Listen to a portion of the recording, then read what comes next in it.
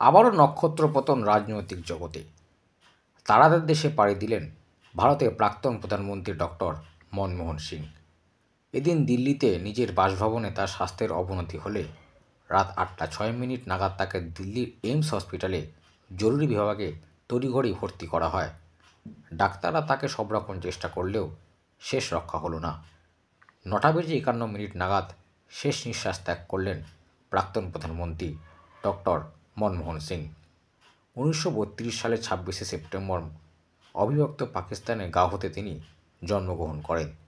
এরপর তিনি অর্থনীতি নিয়ে উচ্চশিক্ষায় শিক্ষিত হন।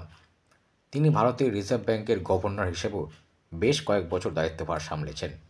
এরপর 1991 সালে রাজনীতিতে পা দিয়ে তিনি অর্থমন্ত্রীর দায়িত্ব সামলেছেন বেশ কিছুদিন। এছাড়াও অর্থ সচিব হিসেবে তার অবদান ছিল অসামান্য। 2004 সাল পর্যন্ত তিনি ছিলেন রাজ্যসভার কংগ্রেসের বিরোধী দলনেতা। এরপর 2004 সালে ইউপিএ সরকার ক্ষমতায় এলে ডক্টর মনমোহন সিং প্রধানমন্ত্রীত্বের দায়িত্বভার হাতে নেয়। টানা 10 বছর তিনি প্রধানমন্ত্রীত্বের দায়িত্ব সামলেছেন সাফল্যের সাথে।